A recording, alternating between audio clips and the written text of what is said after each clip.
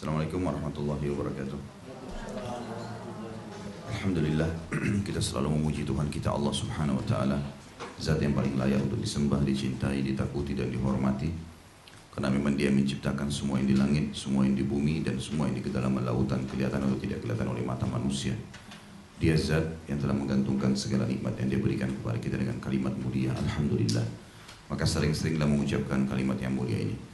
Juga kita panjatkan salam hormat kita, salawat dan taslim kepada manusia yang paling suci jalur nasabnya, paling sempurna ciptaan fisik dan juga akhlaknya, Nabi Muhammad SAW, sebagaimana Allah dan malaikatnya telah memberikan salam kepada beliau.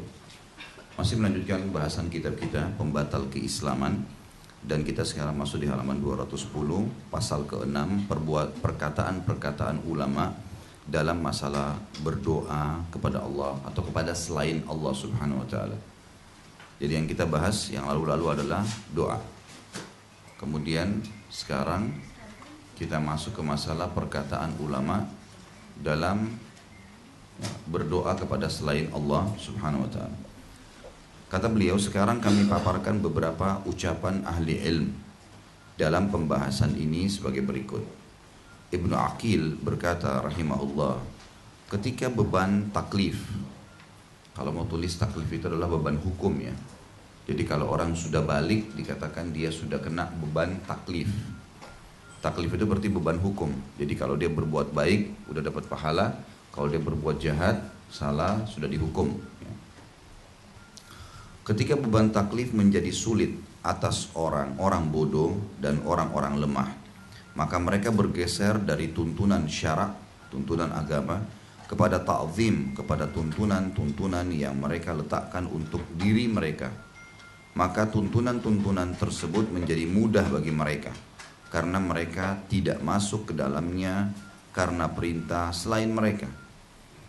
Maksudnya adalah, kalau orang-orang yang merasa agama ini kayaknya rumit nih, harus sholat itu harus uduk dulu, harus masuk waktu, harus hadap kiblat, kemudian ada jumlah rakaatnya, misalnya ada hal-hal yang membatalkan wudhu, membatalkan sholat, maka dia merasa beban. Atau misalnya membaca Al-Quran, dia harus belajari dan segala macam hal. Nah, kebanyakan orang-orang yang menyembah selain Allah, meminta-minta kepada kuburan, meminta-minta pada syaitan, pada pohon keramat, salah satu faktornya adalah karena mereka merasa syariat ini berat. Padahal sebenarnya sangat ringan. Karena kita tahu sebenarnya tidak mengambil waktu berapa menit dari wudhu itu. Terlebih lagi semuanya yang berhubungan dengan syariat kita ini sangat berhubungan dengan hikmah ilahi, dengan kesehatan kita. Seperti wudhu misalnya. Sudah diadakan penelitian oleh beberapa ilmuwan, ternyata titik-titik yang dikena air wudhu adalah titik yang memang menyegarkan tubuh manusia. Jadi walaupun dia tidak sempat mandi, kalau dia wudhu, maka wudhu itu sudah membuat tubuhnya segar kembali. Makanya sabda Nabi SAW, siapa yang ingin mengulangi hubungan biologis dengan pasangannya, maka sebaiknya dia berwudu, karena itu akan memotivasi dia. Dan ini diteliti oleh para ulama dalam buku-buku hadis tentang masalah hadis ini. Ternyata memang ditemukan wudu itu menyemangatkan kembali ya, fisik seseorang, dan ini adalah hal yang sangat bermanfaat bagi dia. Lalu kenapa ada orang harus merasa itu beban? Nah, ada orang-orang yang tidak mau syariat, dia mau semaunya sendiri. Dan kalau dia buat ibadah semaunya sendiri, bagi dia dianggap itu ringan, tetapi salah. Ya. Itu yang dimaksudkan dalam paragraf tadi yang saya baca. Saya ulangi kembali. Ibnu Aqil berkata, ketika beban taklif menjadi sulit atas orang-orang bodoh dan orang-orang lemah. Maksudnya di sini bodoh benar dia. Kok bisa dia merasa syariat itu berat, gitu kan? Dan juga di sini orang-orang lemah, maksudnya lemah secara iman. Ya. Maka mereka bergeser dari tuntunan syarak, tuntunan syariat, kepada ta'zim. Sudah sering terulang kata-kata ta'zim ya, pengagungan. Artinya pengagungan kepada ta'zim ya, kepada tuntunan-tuntunan yang mereka letakkan untuk diri mereka. Akhirnya mereka ambil inisiatif menyembah pohon di belakang rumahnya yang dianggap keramat, menyembah patung, meminta-minta pada dukun dan seterusnya. Maka tuntunan-tuntunan tersebut menjadi mudah bagi mereka. Bagi mereka itu adalah dianggap mudah karena mereka tidak masuk ke dalamnya. Ya, karena perintah selain mereka, maksudnya mereka bekerja semaunya sendiri, ya, tidak ada perintah di situ. Ibnu Aqil melanjutkan, menurutku mereka kafir dengan tuntunan-tuntunan ini, seperti mengagungkan kuburan dan memuliakannya dengan cara yang dilarang oleh syarak, oleh agama, seperti menyalakan api, menciumnya, dan juga membangun di atasnya. Maksudnya menyalakan api di kuburan ya. Jadi itu perlu difahamin. Jadi di sini menyalakan api ada koma. Koma itu punya makna dalam bahasa Indonesia ya. Berarti sampai situ berhenti. Itu berhubungan dengan kuburan tadi, kan dia bilang tadi mengagungkan kuburan ya. Maka di sini dikatakan mengagungkan kuburan dan memuliakannya dengan cara dilarang syariat. Seperti apa yang dilarang itu? Mereka menyalakan api di situ. Kalau zaman dulu api, zaman sekarang taruh lampu ya. Di kuburan kan tidak boleh ditaruh lampu. Nabi SAW melarang menaruh penerangan di kuburan. Maksudnya di sini bukan penerangan jalan secara umum ya, tapi di setiap kuburan dipasangi lampu-lampu, ditulis-tulisin. Ini semua memang dilarang oleh Nabi SAW. Koma, menciumnya, nyanya kembali ke apa? Ke kuburan. Ya, jangan sampai salah paham. Ini mencium api ya hangus gitu. Ya, kan sebelumnya ada menyalakan api kan? Ya. Mencium kuburan di sini maksudnya dan membangun di atasnya, berbicara kepada orang mati melalui tulisan di papan atau kertas yang tertulis di dalamnya. Wahai penolongku, lakukanlah untukku begini dan begini. Lalu mengambil tanah kubur untuk ngalap berkah. Ya, ngambil berkah. Inilah yang realita memang terjadi ya. Subhanallah, Ibnu Aqil ini kita lihat footnote-nya, ada footnote nomor 2 di bawah. Abul Wafa Ali bin Aqil al-Baghdadi al-Hambali, seorang ahli fikih, ahli usul, ilmu usul fikih ya, ahli qiraah, menguasai bacaan-bacaan Al-Quran dan penasihat yang baik. Lahir di Baghdad tahun berapa? 431 Hijriah. Sekarang kita tahun berapa? Hah? 1437. Ini kurang lebih 1000 tahun yang lalu nih orang. Penulis dalam berbagai disiplin ilmu yang terdiri dari banyak jilid. Wafatnya tahun 513 Hijriah. Jadi sebenarnya apa yang beliau sampaikan ini adalah realita yang kita lihat sekarang depan mata kita. Di Indonesia sangat banyak tuh fenomena. Datang ke kuburan, mengagungkan kuburan tersebut, dan tujuan akhirnya adalah berdoa kepada selain Allah. Dia tidak sadar. Walaupun dia mengatakan ya bahwasanya ini orang alim, saya cuma jadikan perantara dengan Allah, itu sudah cukup. Bukankah Allah mencap orang-orang kafir Quraisy musyrik, padahal mereka beriman tentang adanya Allah, mereka beriman tentang rububiyahnya Allah, tetapi mereka ya menolak uluhiyah, penyembahan Allah, memurnikan penyembahan kepada Allah ditolak. Padahal sebenarnya penyembahan kepada Allah itu adalah asas dari segalanya ya. Makanya kita harus mempertemukan antara rububiyah, mengakui Allah sebagai Tuhan, dengan uluhiyah, memurnikan ibadah kepadanya gitu. Harusnya begitu. Jadi tidak boleh sama sekali melakukan hal seperti ini. Tapi ini sudah dari fenomena 1000 tahun lalu nih, diingatkan oleh beliau. Banyaknya orang seperti itu membuat. Mereka bermula dari mengagungkan kuburan, padahal kuburan itu kalau di dalam Islam simbolik, simbol. Masukkan jenazah yang sudah Allah, jasad yang sudah Allah pinjamkan, dimasukkan. Oh, ini pernah kuburan ayah saya di sini, ibu saya di sini, kakek saya di sini. Dan orang kalau ziarah kubur dalam Islam adabnya sederhana. Nabi SAW kalau menziarahi kuburan Baqi, beliau SAW tidak mendatangi satu persatu kuburan, tapi beliau berdiri di pintu gerbang, kemudian beliau memberikan salam secara umum. Ini sekaligus memberikan penjelasan kepada kita kenapa Nabi SAW melarang untuk meninggikan kuburan, memasangkan lampu, menulis-nulis gitu kan. Apalagi sampai pada tingkat di sini dikatakan ya, menyalakan api, nyalakan lampu, mencium-cium kuburan tersebut dengan alasan karena kuburan ibunya, kuburan ayahnya. Tidak ada hubungannya antara batu nisan yang dicium dengan ibunya yang dicium. Ibunya sudah meninggal dunia gitu kan? Atau ayahnya, atau orang soleh itu. Dan membangun di atasnya. Ingat, yang melarang membangun itu adalah Nabi SAW. Beliau berkata kepada Ali bin Abi Thalib dalam hadis yang sahih riwayat Ahli Sunan, hai Ali, jangan kau temukan kuburan ya di muka bumi ini kecuali kau samaratakan dengan tanah. Dan memang kuburan yang sesuai dengan sunnah Nabi SAW adalah kuburan seperti Taman Makam Pahlawan ya, yang rata memang sudah begitu adabnya ya, sudah begitu adabnya. Jadi jangan ditambah-tambahin nih. Kemudian dikatakan di sini yang lebih parah lagi adalah berbicara kepada orang mati melalui tulisan yang ditulis di papan atau kertas yang tertulis di dalamnya. Jadi ternyata ini sudah ditulis dari dulu nih. Turun-temurun sekarang syaitan menyesatkan manusia dengan cara ini. Saya pernah hadir di salah satu pemakaman, kemudian tanpa saya tahu kalau akan terjadi seperti itu, tiba-tiba yang dianggap dituakan di situ, seseorang yang datang, kemudian waktu jenazahnya sudah dimasukkan, dia larang dulu, nggak ditutup dulu kuburan itu, kemudian dia duduk di dekat kuburan, lalu dikeluarin kertas dari kantongnya.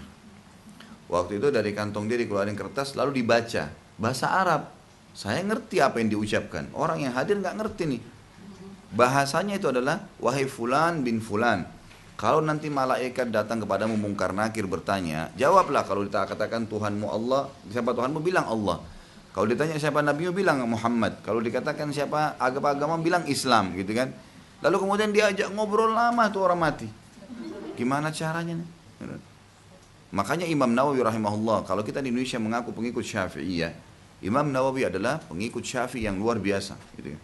Termasuk imam madhab beliau, yang meneruskan pendapat-pendapat Imam Syafi'i rahimahullah. Beliau mengatakan, saya heran dengan orang-orang yang minta-minta di kuburan, sementara di kuburan itu adalah orang yang sudah mati menjadi tulang belulang, manusia seperti dia yang sudah mati jadi tulang belulang, yang membutuhkan doa dia. Bukan dia malah minta doa di situ. Ya, kita tahu dalam syariat Allah Subhanahu wa taala jelas, orang mati kalau kita kunjungin, ziarahi kuburannya, kita berikan salam. Salam itu kan keselamatan ya.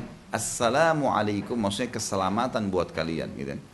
Kemudian barulah kita mengucapkan doa-doa yang lain. Kalau orang tua kita, ya Allah ampunilah dia, rahmati dia, jadikan kuburannya taman dari taman surga, lapangkan kuburannya, dan seterusnya. Maka di sini kita mendoakan, bukan kita yang minta. Sealim apapun orang itu, jangankan seorang kiai atau ustadz atau habib.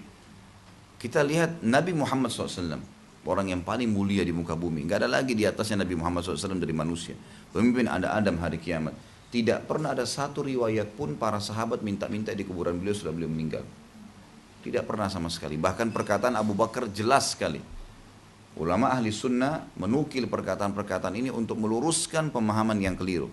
Waktu Nabi SAW meninggal dunia, Umar bin Khattab sempat marah di depan rumah Nabi SAW. Siapa yang mengatakan Muhammad mati, saya akan hukum. Karena beliau belum bisa menerima itu. Tapi memang belum tahu Nabi meninggal atau enggak di dalam kamarnya Aisyah. Sampai Abu Bakar datang, Abu Bakar radhiyallahu anhu melihat Nabi SAW sudah meninggal. Lalu Abu Bakar radhiyallahu anhu menutup kedua kelopak mata Nabi SAW, lalu menutupnya dengan kain. Lalu keluar dan mengatakan kepada Umar, hai Umar, tenanglah, duduklah. Awalnya Umar masih terbawa dengan emosinya, gitu kan. Lalu Abu Bakar mengeraskan lagi, wahai Umar, ala rizkika, tenanglah. Lalu Umar lihat Abu Bakar, duduklah dia. Lalu Abu Bakar mengucapkan kalimat prinsip dasar kita dengan orang mati. Ini pada Nabi SAW ini, ya. Man kana ya'budu Muhammadan fa inna Muhammadan qad mat. Wa man kana ya'budullah fa innallaha hayyun la yamut. Siapa yang menyembah Muhammad, Muhammad sudah mati. Artinya hukum orang mati berlaku pada beliau sallallahu alaihi wasallam.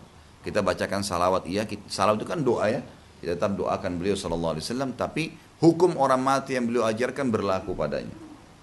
Tidak ada lagi kuburan yang ditinggikan, tidak ada lagi yang diagung-agungkan berlebihan, menciumnya dan seterusnya, ya. Ajaran Nabi Muhammad SAW begitu. Siapa yang menyembah Allah, Allah itu hidup dan tidak akan pernah mati. Maka kata Umar radhiyallahu anhu, saya seakan-akan lalu Abu Bakar membacakan ayat Al-Quran, itu kan. Wa ma Muhammadun illa rasulun qad khalat min qablihi rusul afa immata aw qutila qalabtum ala aqabikum. Muhammad itu tidak lain kecuali seperti rasul yang diutus sebelumnya. Apakah kalau dia mati kalian murtad? Gitu kan. Wa may yanqalib ala aqibihi falan yadurrallaha syai'a wa sayajzillahu syakirin. Siapa yang murtad setelah meninggalnya Muhammad sallallahu alaihi wasallam, maka Allah Allah tidak butuh dengan dia, tidak berpengaruh pada Allah Subhanahu wa taala, dan Allah akan membalas orang-orang yang bersyukur. Maksudnya orang yang bersyukur kalau Muhammad SAW sudah menyampaikan agama sempurna, tinggal mengambil ajarannya, menjalankannya, dan kita akan ketemu dalam kehidupan abadi nanti di akhirat, ya. Jadi kita harus tahu teman-teman sekalian, poin ini penting, ya. Dan jangan sampai ada yang mengikuti acara kita ini, baik nanti di YouTube ataupun di pengajian kita ini, salah faham atau merasa tersinggung pada saat disampaikan, karena ini hukum Allah, gitu kan.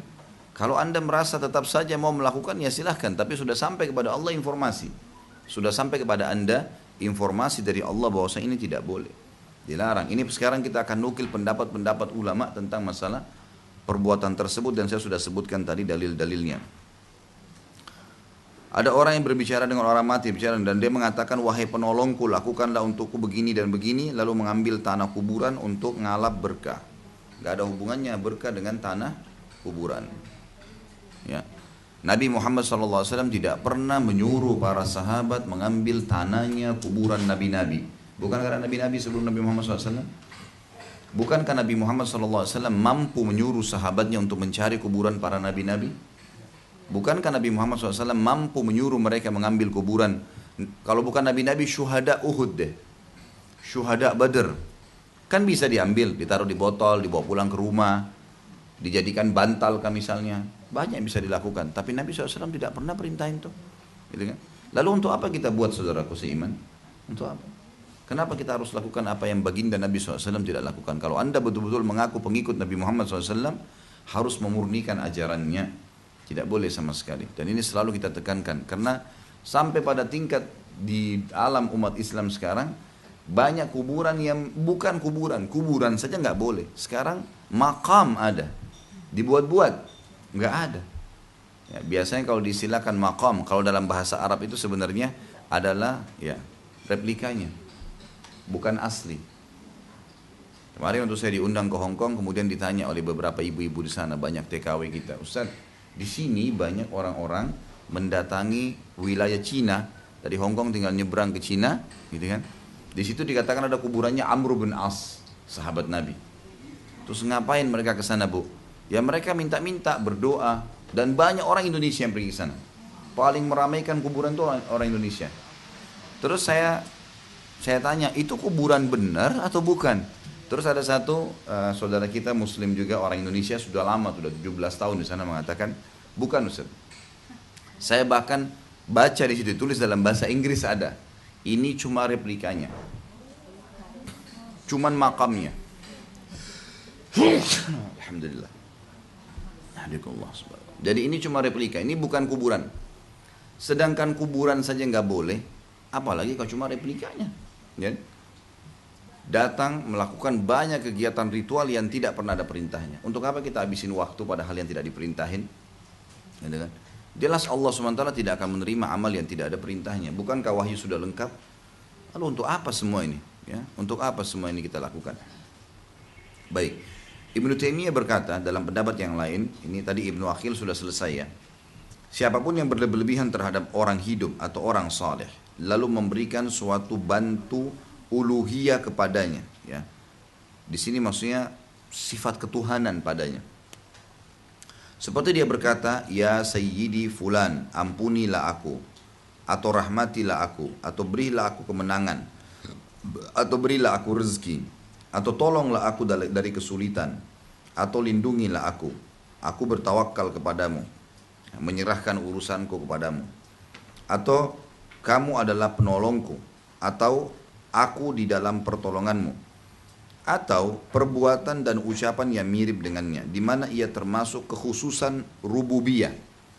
Rububiyah berarti pengakuan tentang ketuhanan Allah Subhanahu wa taala. Rabb, kita bilang Rabbighfirli, berarti kita mengakui Rabbi itu Allah penciptaku, pengurusku, penyiap segala kebutuhanku, juga pemusnahku. Jadi di sini dikatakan di mana ia termasuk kekhususan rububiyah yang tidak layak kecuali untuk Allah Ta'ala. Maka semua ini adalah syirik dan sesat. Pelakunya dituntut bertaubat. Jika dia bertaubat, maka itulah yang wajib. Dan jika tidak, maka dia dibunuh oleh pemerintah setempat. Karena Allah mengutus para rasul dan menurunkan kitab-kitab agar kita menyembahnya Allah saja semata. Tidak ada sekutu baginya dan tidak mengangkat Tuhan selain Allah Subhanahu wa Ta'ala. Jadi kadang-kadang orang menjadikan kuburan atau orang soleh yang mati itu sebagai Tuhan tanpa dia sadari. Memohon sesuatu yang sifatnya uluhiyah, sembuhnya penyakit, bertambahnya rezeki, tenteramnya hati, dan seterusnya. Ini adalah perbuatan hak uluhiyah, haknya Allah Subhanahu wa Ta'ala. Tidak bisa ini diambil atau dilakukan untuk selain Allah Subhanahu wa Ta'ala. Jadi kita harus tahu ini perbuatan syirik, dan syirik adalah induk dosa besar. Induk dosa besar. Makanya kita lihat subhanallah kuburan para sahabat ya, sekarang di Madinah, kita lihat seperti itulah kuburan yang diajarkan Nabi SAW. Memang sudah seperti itu keadaannya. Orang bolak-balik mendoakan, orang membacakan doa ya, memberikan salam, semua itu yang disunnahkan Nabi SAW, tidak lebih daripada itu. Kuburan Ma'la, ada kuburan Khadijah radhiyallahu anha di Mekah. Kalau kita lihat dari depan, maka kita akan temukan sama dengan tanah dan juga ada sedikit isyarat di bagian kepalanya saja. Itu simbolik gitu kan, simbolik. Jadi jangan berlebihan. Ternyata syaitan membuka pintu kesyirikan dari kuburan ini. Nah, kita harus hati-hati. Kemudian Ibnu Taimiyah juga berkata, setelah mengakui apa yang dibawa oleh Rasulullah SAW, kita mengetahui secara mendasar bahwa beliau tidak mensyariatkan bagi umatnya untuk berdoa kepada orang mati. Tidak dari kalangan para nabi, tidak juga orang-orang saleh, tidak dari kalangan selain mereka. Jadi nabi-nabi saja, Nabi Muhammad SAW tidak pernah bilang cari kuburannya Nabi Musa, cari kuburannya Nabi Syuaib, cari kuburannya Nabi Ibrahim, lalu berdoalah di sana, bacalah Al-Quran. Tidak pernah ada perintah begitu. Lalu kenapa kita mau buat nih? Selalu alasannya karena ini baik. Pastilah dianggap baik, dihiasi oleh syaitan gitu kan. Supaya dianggap itu benar. Karena perlu diketahui ya, perbuatan-perbuatan yang Nabi SAW tidak contohkan, itu akan menjadi perbuatan dosa. Kita pikir itu adalah perbuatan pahala. Masih ingat saya kasih contoh, kalau kita kerja di satu perusahaan, kemudian pimpinan perusahaan tidak pernah memerintahkannya. Seperti contoh kita lihat perusahaan ini kayaknya dari pintu gerbangnya bagus kalau taruh bunga nih. Lalu kita iseng beli dengan uang kita bunga. Pimpinan perusahaan tidak mau. Sama itu pelanggaran. Atau tempat kita kerja sudah diatur settingan kursinya, mejanya, lalu kita ubah. Karena menurut kita, ini kayaknya lebih bagus nih. Menurut kita, nggak bisa, harus ikuti peraturan. Gitu kan? Nggak mungkin itu dilakukan. Maka harus diketahui. Jadi pelanggaran agama adalah melakukan yang dilarang, dan melakukan apa yang tidak diperintahkan gitu. Baik itu di kalangan nabi, tidak juga orang-orang soleh, tidak juga kalangan selain mereka. Tidak dengan kata istighatha. Istighatha itu meminta supaya diturunkan hujan. Tidak pula dengan kata selainnya. Tidak dengan kata isti'adzah. Isti'adzah itu meminta perlindungan. Seperti a'udzubillahi minasyaitonirrajim gitu kan. Tidak dengan kata selainnya, sebagaimana beliau juga tidak mensyariatkan bagi umatnya untuk sujud kepada orang mati atau kepada orang hidup dan yang sepertinya. Justru kita mengetahui bahwa beliau melarang semua itu dan bahwa itu termasuk syirik yang diharamkan oleh Allah dan Rasulnya Muhammad SAW. Akan tetapi karena dominasi kebodohan, minimnya ilmu tentang athar. Athar ini riwayat-riwayat ya. Athar risalah, ya, risalah kenabian pada banyak kalangan muakhirin, ya, mutaakhirin. Mutaakhirin ini orang-orang yang datang setelah meninggalnya Nabi Muhammad SAW. Dan mereka tidak dikafirkan karena itu. Sampai jelas bagi mereka apa yang dibawa oleh Rasulullah SAW dari apa yang menyelisihinya. Oleh karena itu aku tidak pernah menjelaskan masalah ini sekalipun kepada orang yang mengetahui dasar Islam, kecuali dia menyadari dan berkata ini adalah dasar agama Islam. Jadi maksudnya Ibnu Taimiyah rahimahullah ini kesalahan. Tapi kalau ada orang lakukan, ya, misal kita temukan di satu perkampungan orang lakukan minta-minta ke kuburan, ngambil tanahnya segala, tidak bisa divonis batal Islam mereka dulu sampai hujjah kepada mereka. Ini sudah pernah kita jelaskan di awal-awal pertemuan ya. Harus ada hujjah disampaikan kepada mereka bahwasanya ini nggak boleh. Ini loh firman Allah mengklaim dan mencap ya orang-orang Mekah musyrik gara-gara meminta tolong kepada patung-patung. Patung dengan benda-benda mati, dengan tanah dan kuburan serta tulang belulang manusia sama benda mati, gitu kan. Dan juga Rasulullah SAW bersabda begini misalnya. Ya. Jadi jelas. Baik. Kemudian dikatakan Al-Amir As-San'ani, ini dia adalah Muhammad bin Ismail As-San'ani, seorang ahli hadis, ahli fikih dan juga ahli usul. Salah seorang imam Yaman melakukan perjalanan ke Al-Haramain, Mekah dan Madinah. Memiliki banyak karya tulis, meninggal 1182 Hijriah. Beliau berkata, barang siapa yang berseru kepada Allah siang dan malam dengan suara pelan dan keras, dengan rasa takut dan harap, kemudian pada saat yang sama dia berseru kepada selainnya, maka dia melakukan syirik dalam ibadah. Karena doa adalah ibadah. Allah menamakannya ibadah dalam firman-Nya. Di dalam Al-Quran surah Al-Mu'min ayat 60. A'udzu billahi minasyaitonir rajim. Innal ladzina yastakbiruna an ibadati sayadkhuluna jahannama dakhirin. Sesungguhnya orang-orang yang menyombongkan diri dari menyembahku, berdoa kepadaku, akan masuk neraka jahanam dalam keadaan hina dina. Di sini yang dimaksudkan dengan menyombongkan diri dari menyembahku adalah berdoa kepadaku. Makanya dalam kurung ditulis berdoa kepadaku. Jadi Allah Subhanahu wa taala menjadikan doa itu adalah ibadah. Juga dalam ayat yang lain Allah Subhanahu wa taala mengatakan ud'uni astajib lakum. Berdoalah kepadaku maka aku akan perkenankan apa yang kalian doakan itu. Jadi tidak boleh ya, kalau ada orang berdoa, kalau dia lagi umrah haji dia berdoa di Ka'bah kepada Allah, tapi begitu dia pulang ke kampungnya minta lagi kepada kuburan. Ini yang dimaksud tadi oleh pernyataan alim ini, gitu kan? Bagaimana dia terjadi perbuatan syirik, dia masih melibatkan makhluk dalam doanya kepada Allah Subhanahu wa taala. Allah nggak butuh perantara benda mati. Beda, saya sudah pernah katakan kalau orang hidup. Ya. Misal orang tua kita masih hidup, kita mengatakan doakan saya ibu, doakan saya ayah. Atau guru kita, tolong doakan saya syekh. Tapi mereka masih hidup. Mereka masih bisa ya melakukan ibadah untuk diri mereka sendiri. Maka berarti mereka bisa juga membantu orang lain, mendoakannya. Tapi kalau sudah mati, dia sendiri nggak bisa nambah lagi amal buat dirinya. Bagaimana dia bisa bantu orang lain? Ya. Itu rasionalnya. Husain bin Muhammad An-Na'ami berkata, ibadah ini dengan segala tata caranya diletakkan untuk Rabb yang Maha Esa, tempat bergantungnya para makhluk. Dialah zat yang maha mendengar, maha dekat, maha menjawab, pemilik kerajaan. Jika kedudukan dan derajat doa adalah seperti itu, maka berdoa kepada selain Allah Ta'ala berarti mengeluarkan doa dari tempat dan letaknya. Seperti dia menunaikan sholat dengan tata cara tersebut terhadap orang yang dikubur dan untuk batu. Sama persis. Jadi kalau ada orang berdoa kepada selain Allah, misal minta-minta di kuburan, sama saja dengan kalau dia sholat di kuburan. Jadi sama saja. Jadi doa sama sholat sama-sama ibadah. Jadi nggak boleh dilakukan. Yang kita lakukan di kuburan hanya apa yang diperintahkan saja. Cukupkan di situ. Berikan salam dan doakan mereka. Memisahkan antara sholat dengan doa adalah pemisahan antara dua saudara. Jika tidak, maka hendaknya mereka memberikan kepada yang dikubur itu sholat, puasa, dan lain-lain. Yang meninggalkan celaan dan penyekutuan yang menjadikan baik bebas. Maaf.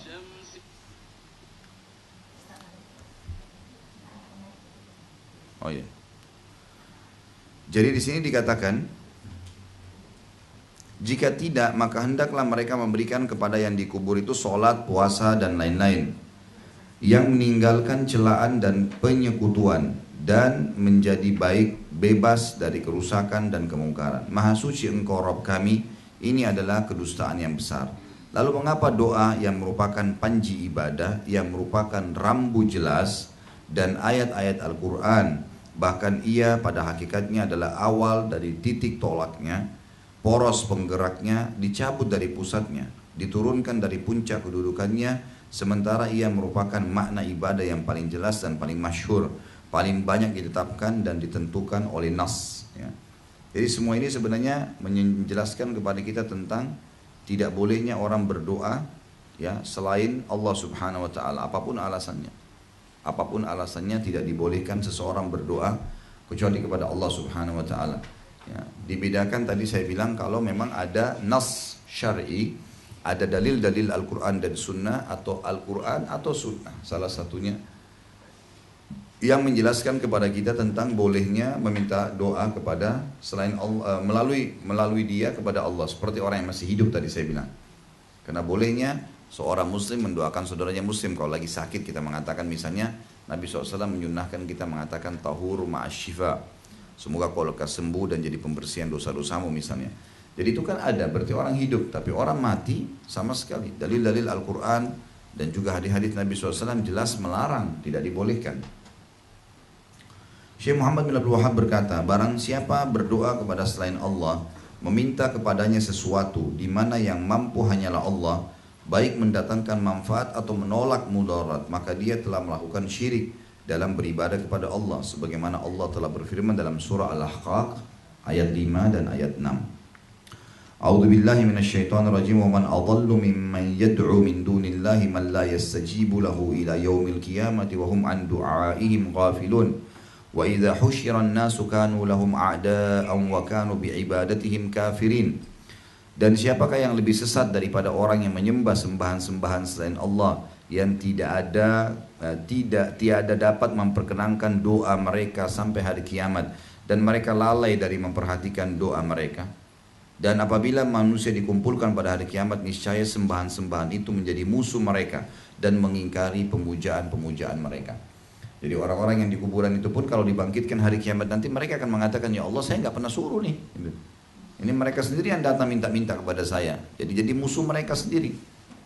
Sudah di dunia Allah pastikan mereka kalau berdoa tidak akan pernah bisa didengar, tidak diperhatikan, tidak akan ada jawabannya.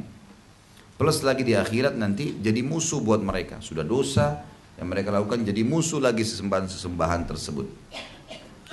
Juga firman Allah SWT surah Fatir ayat 14 sampai 15. A'udzubillahi minasyaitonir rajim. Walladzina tad'una min dunihi ma yamlikuna min qitmir. In tad'uuhum la yasma'u du'aakum walau sami'u mastajabu lakum wa yawmal qiyamati yakfuruna bisyirkikum wa la yunabbi'uka mithlu khabir. Dan orang-orang yang kalian seru selain Allah tiada mempunyai apa-apa walaupun setipis kulit ari.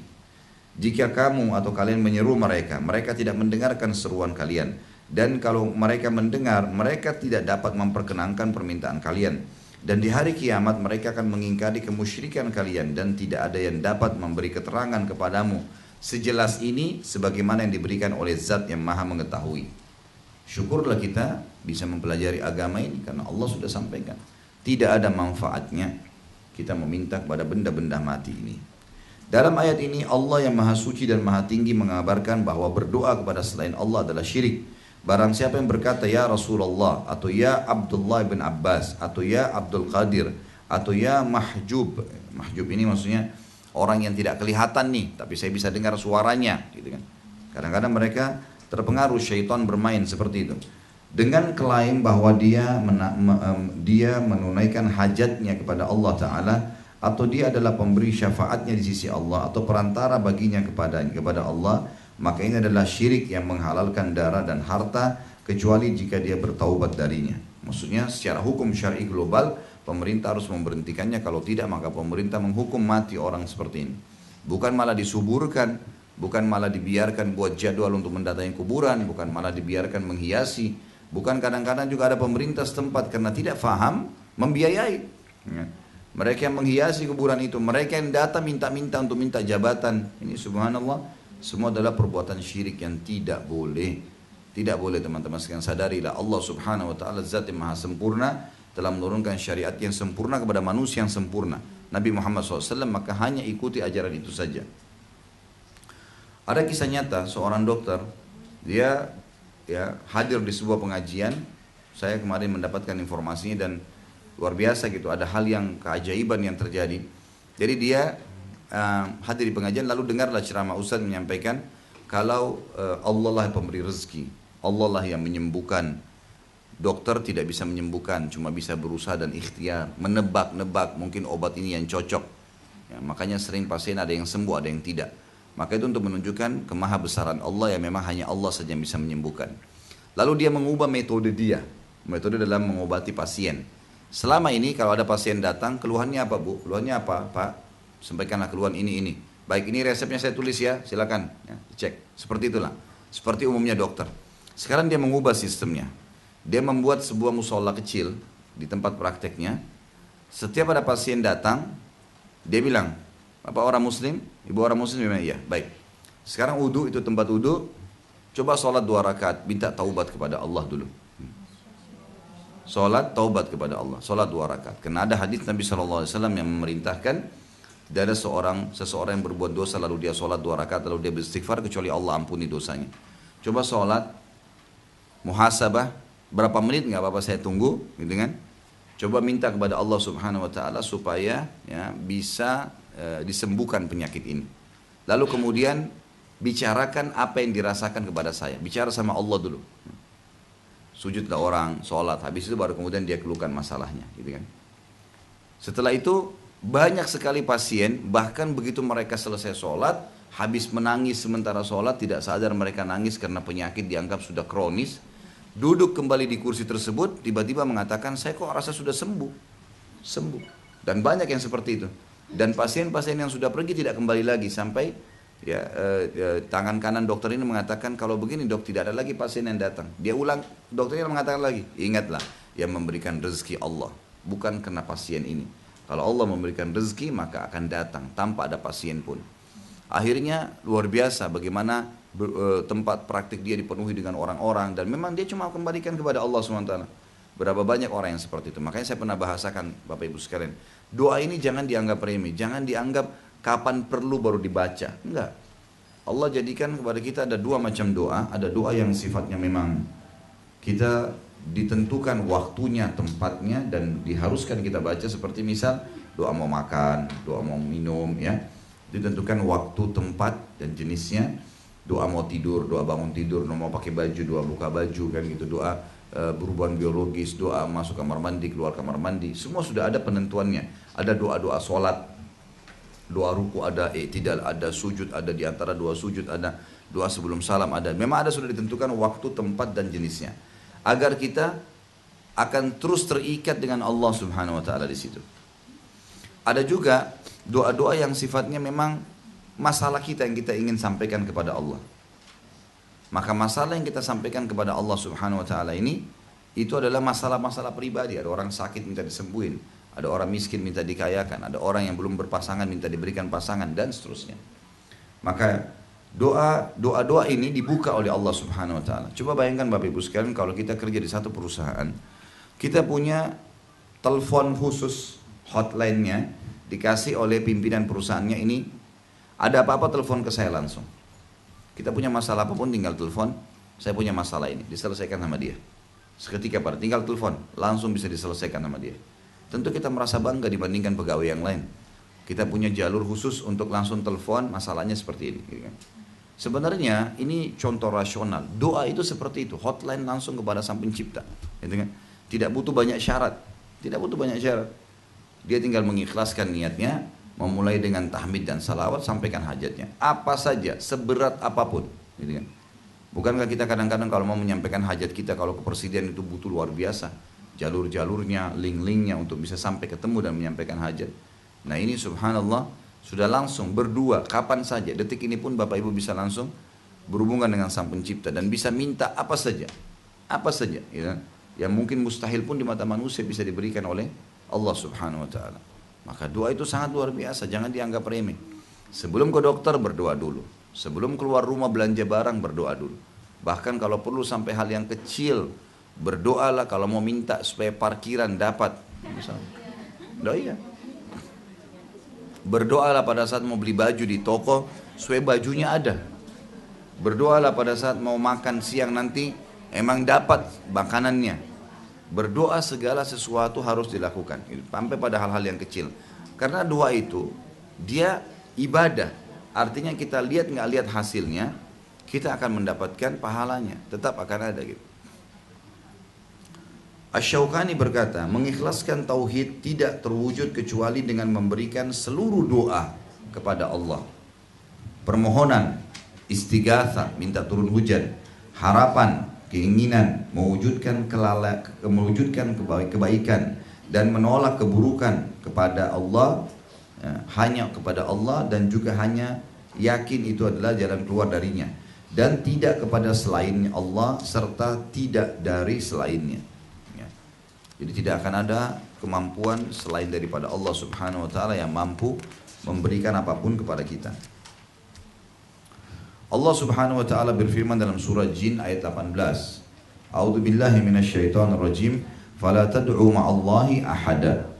Dan janganlah kamu berdoa menyembah seorang pun di dalamnya, di dalam ibadah kamu itu, ya, di samping berdoa untuk menyembah selain Allah, ya. Jadi janganlah kamu berdoa seorang pun atau menyembah seorang pun di dalamnya, dalam masjid maksudnya, ya, di dalam ibadah, di samping berdoa atau menyembah Allah. Kalau terjemahan yang lebih tepatnya, janganlah kamu menggunakan tempat-tempat ibadahmu, masjidmu, tempat sholatmu, itu berdoa kepada selain Allah.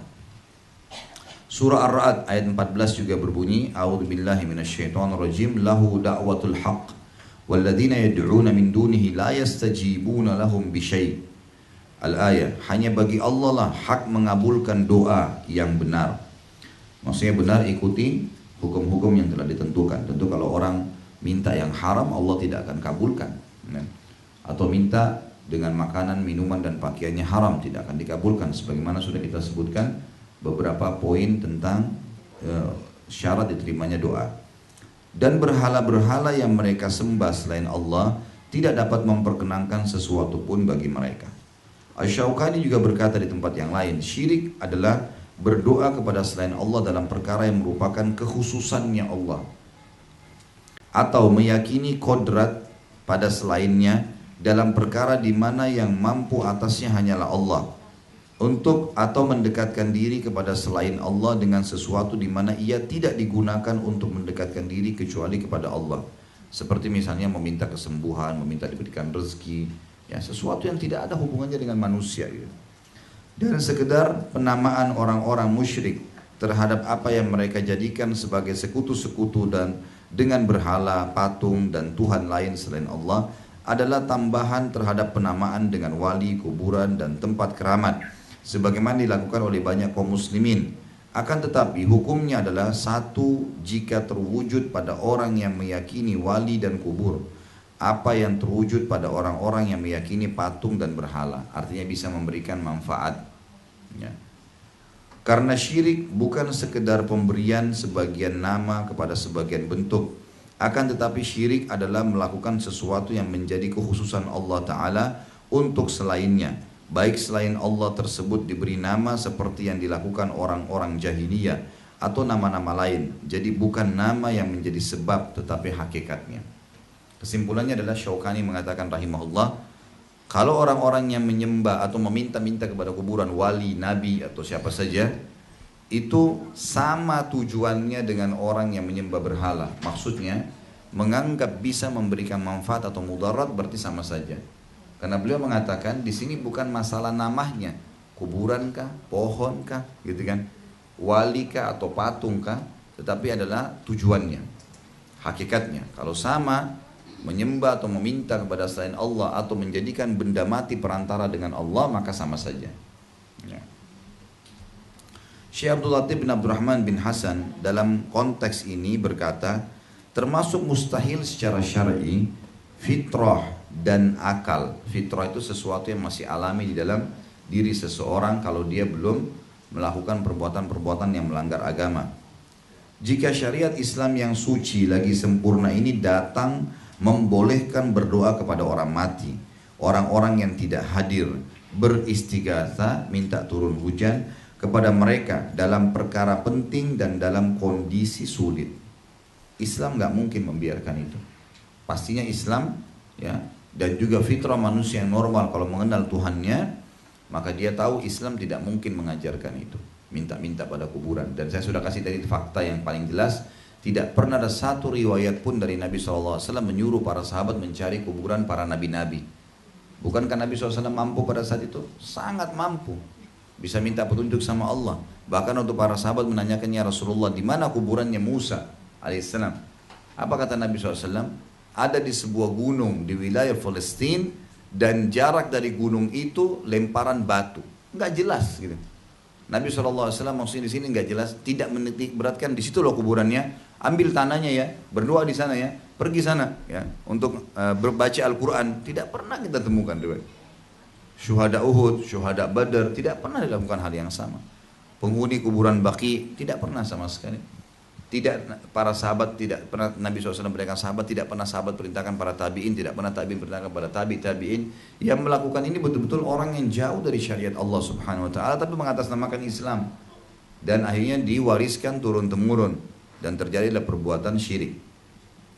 Dia juga berkata, Syekh Abdul Latif juga berkata, dalil-dalil dan nas-nas yang mencapai derajat mutawatir, jalurnya banyak ke Nabi SAW, lagi jelas menetapkan bahwa meminta hajat kepada orang-orang mati Menghadap kepada mereka adalah syirik yang diharamkan.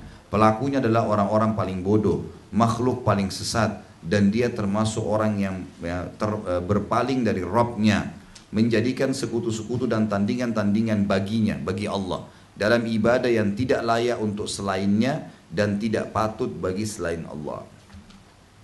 Muhammad Rashid Ridho juga berkata, barang siapa yang mengajak kepada penyembahan kepada dirinya, maka dia telah mengajak manusia agar mereka menjadi hamba-hambanya selain Allah, walaupun dia tidak melarang mereka beribadah kepada Allah. Barang siapa yang menjadikan perantara antara diri dengan Allah dalam ibadah, seperti ketika berdoa, maka dia telah menyembah perantara tersebut selain Allah, karena perantara itu menafikan keikhlasan kepadanya semata. Jika ikhlas lenyap, maka ibadah pun lenyap. Oleh karena itu Allah menyebutkan dalam surah Az-Zumar ayat 2 dan ayat 3. A'udzu billahi minasyaitonir rajim, fa'budillaha mukhlishan lahuddin.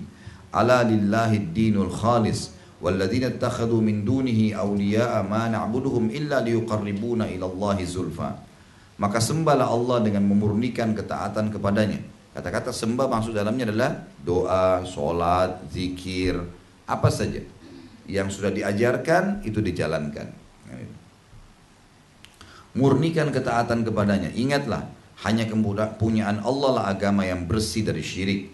Dan orang-orang yang mengambil pelindung selain Allah berkata, kami tidak menyembah mereka melainkan supaya mereka mendekatkan kami kepada Allah dengan sedekat-dekatnya. Jadi ayat ini menjelaskan kepada kita tentang bagaimana statement orang-orang yang minta-minta di kuburan para wali, para kiai, ya, kuburan-kuburan yang dianggap memang boleh diminta tolongin, gitu kan? Sama statementnya Allah katakan dalam ayat ini. Mereka mengatakan kami nggak nyembah kok kuburan ini. Kami hanya menjadikan mereka pendekat kami dengan Allah. Ayat ini jelas mengatakan, ini bukan perkataan saya. Surah Az-Zumar ayat 2 dan ayat 3. Bisa tentu hadirin yang ada di sini dan pemirsa yang mengikuti ceramah ini bisa mengikuti ayat ini dan merenungi baik-baik. Kalau Anda masih meminta-minta kepada kuburan yang Anda kultuskan, maka pastikan ayat ini mengingatkan Anda dengan sangat tegas, gitu kan? Sekali lagi kata Allah, maka sembahlah Allah dengan memurnikan ketaatan kepadanya. Ingatlah, hanya kepunyaan Allah lah agama yang bersih dari syirik, tidak butuh apa-apa. Angkat tangan ke langit, berdoa langsung kepada Allah. Dan orang-orang yang mengambil pelindung selain Allah berkata, orang-orang yang pergi kuburan tadi, pohon keramat, mereka berkata juga kalau mereka muslim, kami tidak menyembah mereka. Kami bukan menyembah kuburan-kuburan ini, ya. Hanya supaya mereka ini mendekatkan kami kepada Allah dengan sedekat-dekatnya. Maksudnya adalah ini akan membuat doa kami diterima, ini akan membuat nanti penyakit kami disembuhkan sama Allah, tapi karena melalui mereka, karena mereka soleh dan seterusnya. Dan pernah saya ceritakan ini sampai pada hal yang buruk sekali, ya. Buruknya adalah ada orang meyakini dari kuburan orang tuanya, ruh orang tuanya keluar. Mereka menyambut dengan rebana, mereka menyambut dengan ngobrol-ngobrol dan banyak hal, ya.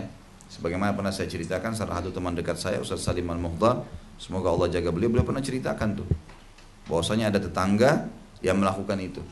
Ketemu hari Jumat, malam Jumat, dia bilang semalam Abiana datang tuh, ya. Dari kuburan maksudnya, ngobrol-ngobrol, kabarnya baik di sana, nggak apa-apa gitu. Dan apalah beragam macam hal. Dan ini pastikan teman-teman sekalian, syaitan yang menjelma, mustahil. Kalau memang bisa begitu, Rasulullah SAW akan keluar dari kuburannya, memecahkan permasalahan sahabat yang sedang pecah pada saat itu, ada fitnah terjadi. Tapi Nabi SAW tidak, gitu kan? Dan pada saat beliau meninggal, Abu Bakar sudah menekankan tadi statement yang jelas. Jadi jangan sampai ditipu oleh syaitan ini, ya. Pengangkatan mereka terhadap wali-wali sebagai perantara kepada Allah Ta'ala tidak menghalangi Allah untuk memvonis bahwa mereka telah menjadikan, ya, sesembahan selain Allah. Dia juga berkata, si Rashid Ridho berkata, rahimahullah, ada orang yang menamakan diri mereka orang-orang bertauhid, padahal mereka melakukan apa yang dilakukan oleh orang-orang musyrik. Mereka merusak dalam bahasa sebagaimana mereka merusak dalam agama. Mereka tidak menamakan perbuatan mereka sebagai ibadah. Tetapi terkadang mereka menamakannya tawassul. Tawassul itu menjadikan perantara dengan Allah. Dan kadang juga syafaat, permintaan tolong, ya. Mereka tidak menamakan orang-orang yang mereka panggil selain Allah atau bersama Allah dengan sekutu-sekutu. Mereka bilang kami nggak nyembah kok, gitu kan. Tetapi mereka tidak menolak menamakan mereka wali-wali atau para pemberi syafaat, padahal hisab dan balasan hanya berdasarkan kepada hakikat dan bukan nama. Sekali lagi Rashid Ridho di sini rahimahullah sepakat dengan Syaukani dan ulama-ulama yang lain serta ulama-ulama umum yang berbicara masalah akidah, kalau yang dijadikan tolok ukur adalah hakikat perbuatan seseorang, bukan namanya, tetapi perbuatannya. Kalau orang menyembah berhala karena yakin berhala ini seperti orang-orang Mekah, perantara dengan Allah. Orang-orang Mekah itu ditanya, wa idza sa'altahum dalam ayat Al-Quran surah Az-Zumar, kalau kau tanya kepada mereka, hai Muhammad, man khalaqas samawati wal ard wa sakhara asy-syamsa wal qamar la yakun Allah. Siapa yang menciptakan langit dan bumi dan siapa yang mengatur perputaran matahari dan bulan, maka mereka akan berkata Allah. Kalau begitu ditanya, lalu kenapa kamu nyembah selain Allah? Kenapa masih menyembah-nyembah berhala ini? Mereka mengatakan, ma na'buduhum illa liyuqarribuna ilallahi zulfa. Kami enggak sembah ini kecuali kami jadikan perantara dengan Allah Subhanahu wa taala. Itu sudah divonis musyrik oleh Allah. Jadi kita harus memurnikan ibadah kita kepada Allah Subhanahu wa taala. Baik, ini paragraf kita yang terakhir di dalam bahasan masalah doa, ya, pembatal keislaman dalam masalah doa. Sampai dia berkata, ya, kata Rashid Ridho, barang siapa yang memperhatikan ungkapan Al-Quran yang mulia, di mana ia mengungkapkan ibadah dengan kata doa. Allah Subhanahu wa taala mengungkapkan ibadah dengan kata doa dalam mayoritas ayat yang hadir dalam hal itu, dan ia berjumlah banyak sekali, niscaya dia mengetahui sebagaimana orang yang memperhatikan keadaan manusia dalam ibadah, ya, dalam ibadah mereka mengetahui bahwa doa adalah ibadah hakiki, fitrah yang dipicu oleh keyakinan kokoh dari dalam jiwa, lebih-lebih dalam kondisi sulit. Jadi jelas sekali statement semua yang menjelaskan pada kita awal tadi, bagian daripada pembatal keislaman orang yang berdoa kepada selain Allah Subhanahu wa taala atau menjadikan benda-benda mati sebagai perantara dengan Allah Subhanahu wa taala. Baik, sampai sini ada yang mau bertanya dulu masalah doa? Enggak ada? Ya, silakan. Satu di antaranya ketika orang berdoa, Allahumma shalli ala Muhammad, Sayyidina Muhammad, pakai Sayyidina itu kan tidak diajarkan. Lalu banyak yang dilakukan oleh masyarakat kita pakai Sayyidina, itu gimana? Ya, jadi salah satu yang banyak digunakan oleh masyarakat kita adalah berdoa pada saat membaca salawat kepada Nabi SAW. Mereka mengatakan Allahumma shalli ala Sayyidina Muhammad, menggunakan kata-kata Sayyidina yang tidak pernah diajarkan atau tidak pernah ada ajaran dari Nabi SAW. Maka bagaimana hukumnya? Gitu ya Pak ya? Baik. Pertama sekali, Bapak Ibu sekalian, Nabi Muhammad SAW, afwan akhi Diar, HP antum hilangkan suaranya. Ya.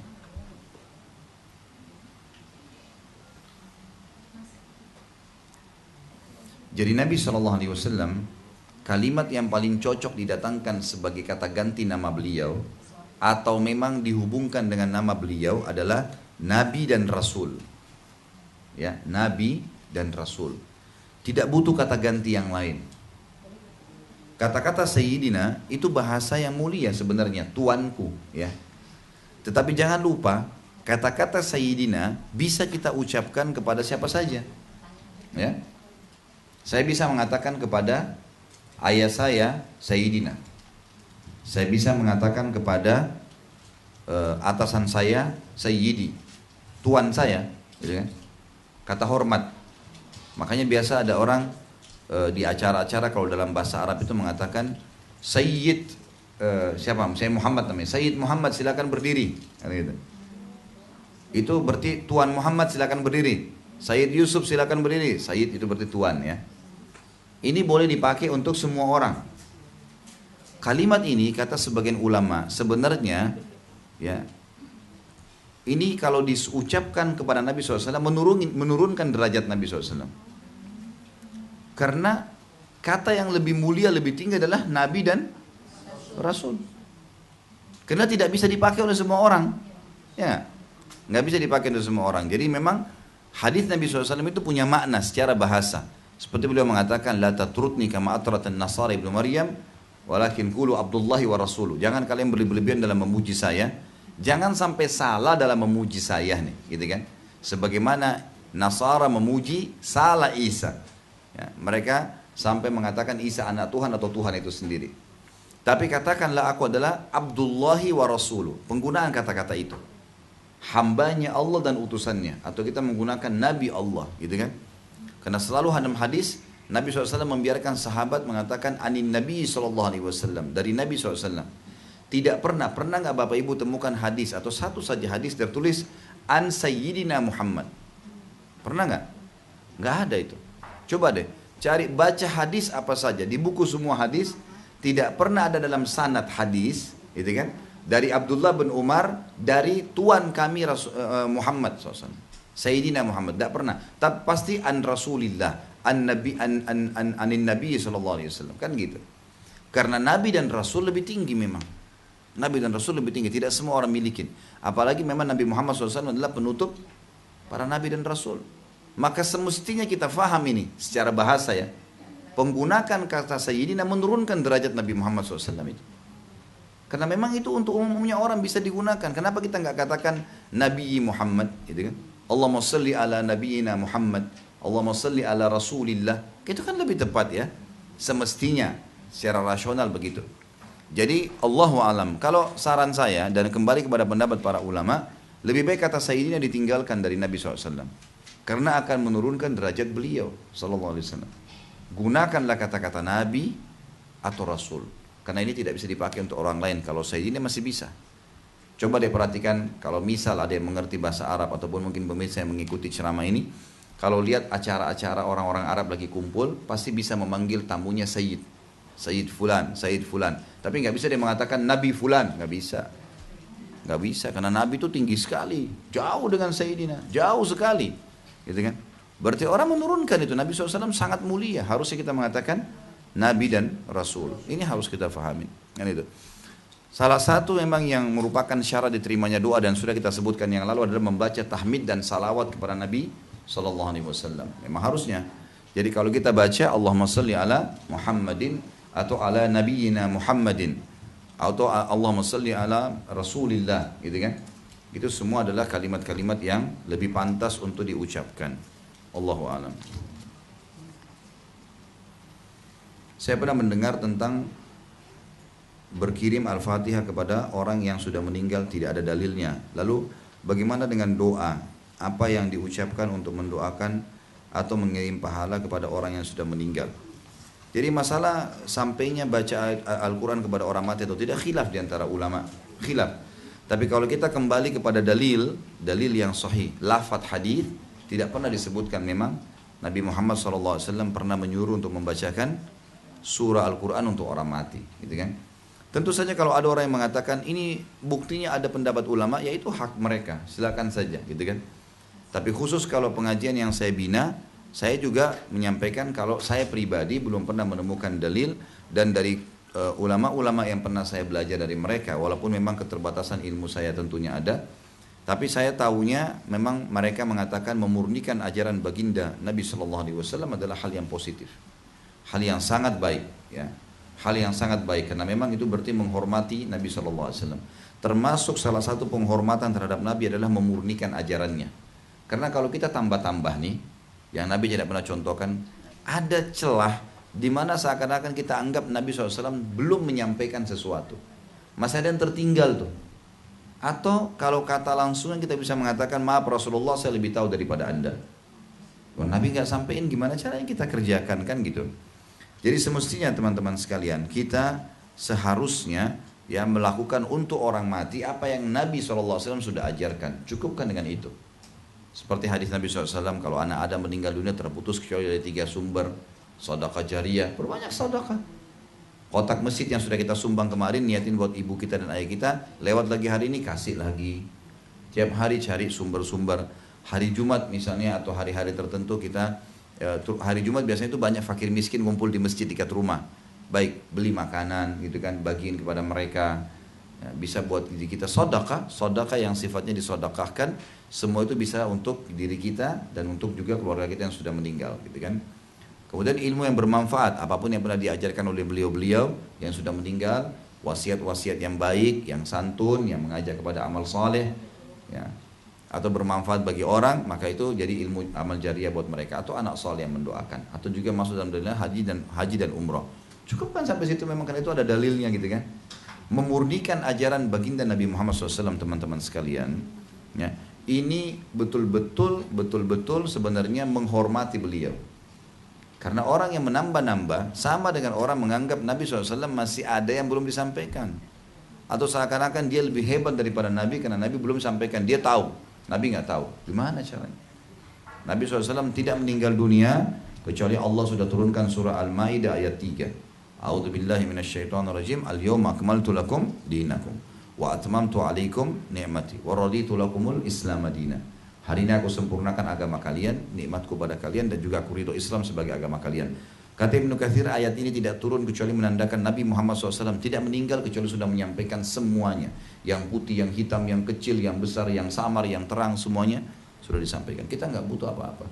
Murnikan Islam, maka kita akan mendapatkan pahala juga yang murni. Kalau masalah doa, apa yang diucapkan untuk mendoakan atau mengirim pahala kepada orang yang sudah meninggal, sebenarnya kita bukan sedang mengirim pahala buat orang meninggal, ya. Kita sedang mendoakan, memohon kepada Allah Subhanahu wa taala dengan kemahamurahannya untuk mengampuninya, untuk memaafkan, untuk menerima amal-amal solehnya, gitu kan, untuk mengganti pahalanya menjadi dosanya menjadi pahala. Itu yang kita lakukan dengan doa-doa kita. Kalau untuk menambah amal solehnya orang tua kita atau kerabat kita yang sudah meninggal, gitu kan, itu dengan tadi sedekah jariyah atau ilmu bermanfaat, ya kan. Jadi doa di sini lebih banyak kata ulama masuk kepada masalah, ya, pengampunan dosanya, pergantian dosa menjadi pahala, gitu kan. Dimaafkan kesalahan, hukuman kalau misalnya pun ada hukuman di kuburan, diringankan timbangannya hari kiamat, gitu kan. Seperti itulah.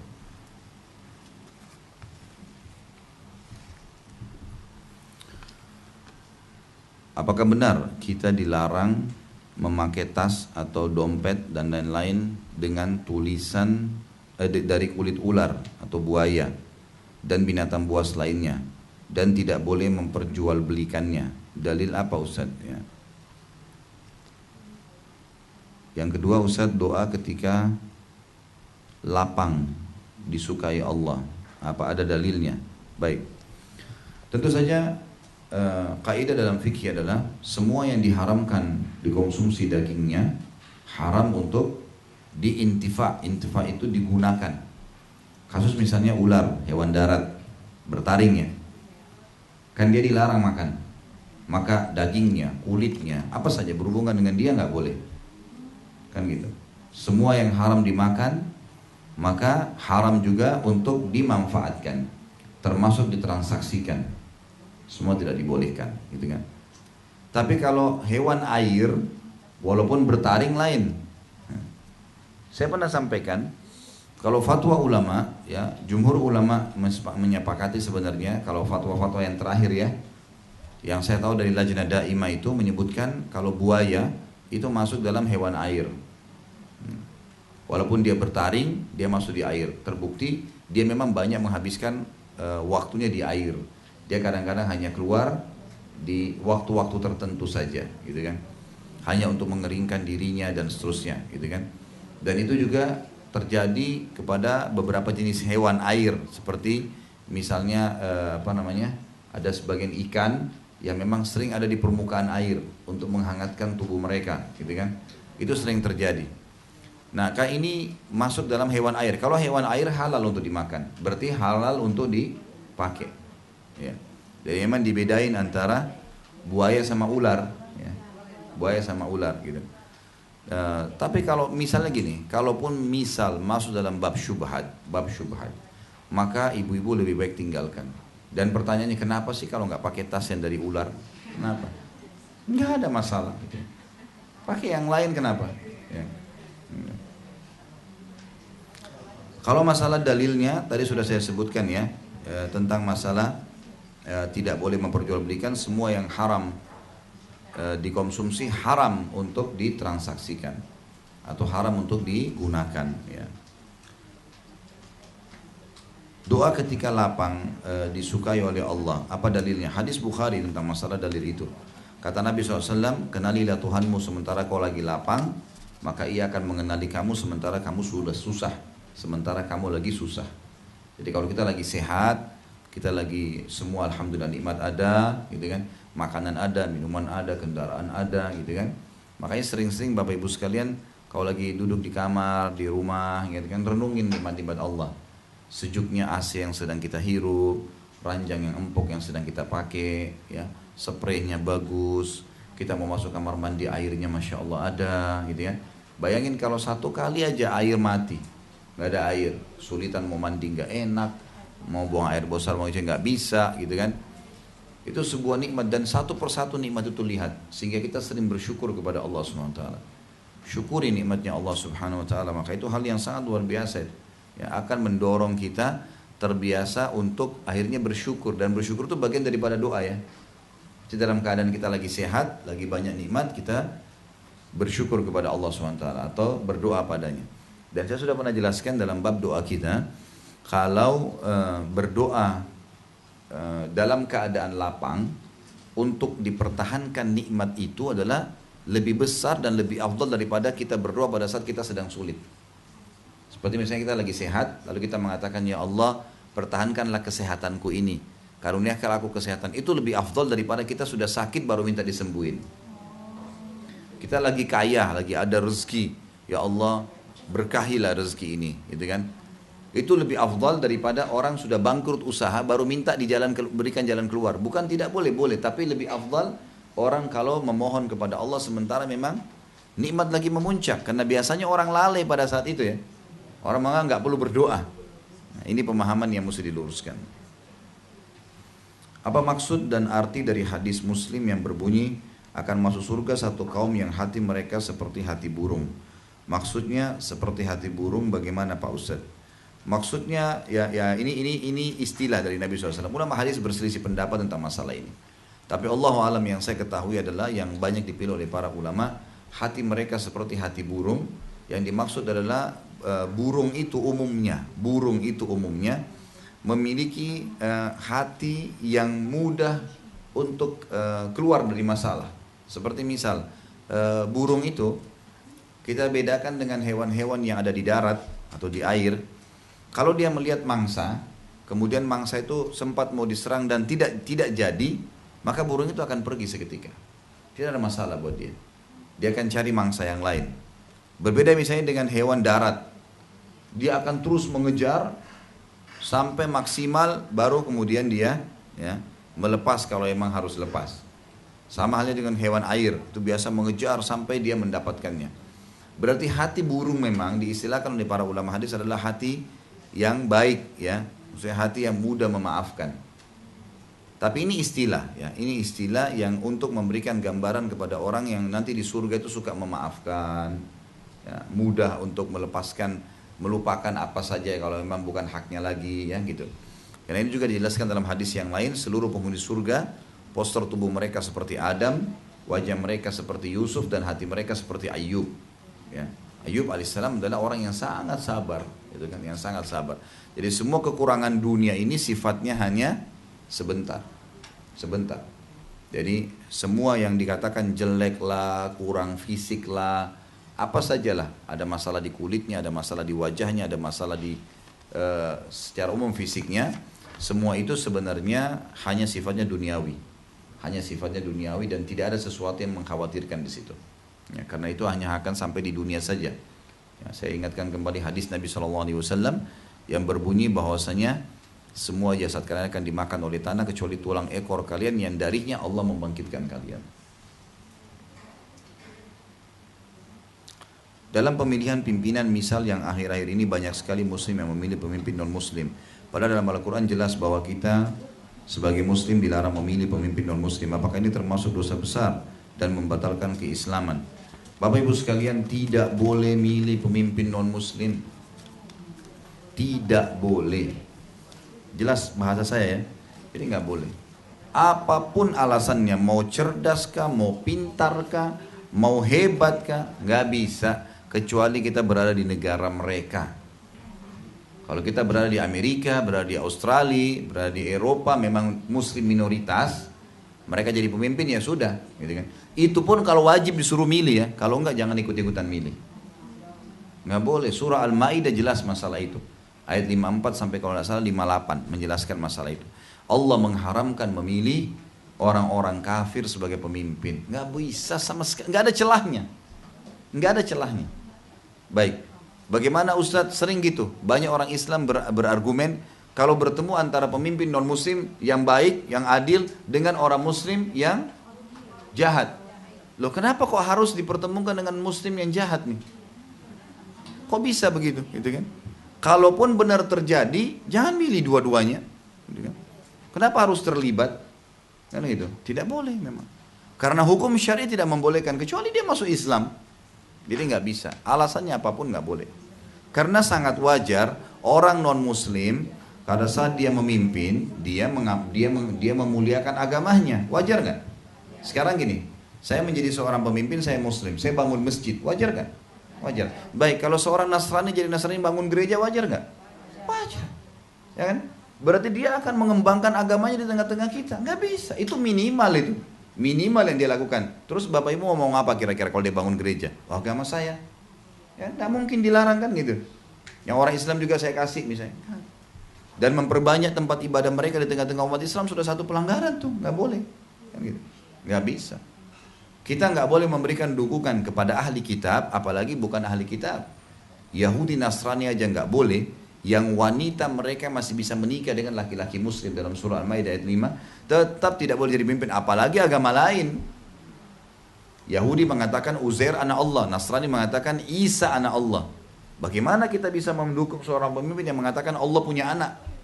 Konsep dasarnya lam yalid walam yulad. Allah nggak beranak, tidak beranakan, dan Allah murka itu dengan kalimat itu. Allah mengatakan telah kafir, laqad kafara alladziina qalu innallaha tsalitsu tsalatsa. Telah kafir orang-orang yang mengatakan trinitas. Nggak bisa, nggak ada celahnya, tidak ada celahnya. Jadi Allah alam, kalau saya pribadi ditanya jangan milih. Terus kalau ketemu saat antara pemimpin Nasrani yang baik, dan saya heran dianggap baik, bagaimana nih caci maki dengan kata-kata yang tidak benar? Dianggap itu baik gitu kan? Dari mana sisi baiknya? Kalau ada perbuatan-perbuatan lapangan yang baik, kemudian kita pertemukan dengan mungkin ada pemimpin muslim sebelumnya yang tidak baik, jangan kegagalan pemimpin muslim yang sebelumnya ditarik ke pemimpin muslim yang sekarang. Kok konyol sekali kita ya? Kalau ada satu orang berbuat salah di satu perusahaan, bukan satu perusahaan semuanya rusak nih. Dianya yang salah orang itu. Ya kan gitu. Makanya sudah saatnya sekarang Allah ingin memberikan pelajaran kepada kita, agar kita sekarang berbesar hati, bukan lagi jor-joran untuk memilih, menyodorkan pemimpin kita. Cari muslim yang paling layak jadi pemimpin, dukung sama-sama. Kita harus kita lakukan. Ini enggak, partai ini angkat yang ini, partai ini angkat yang ini. Orang Islam jor-joran sendiri. Itu yang salah. Akhirnya potensi-potensi umat hilang.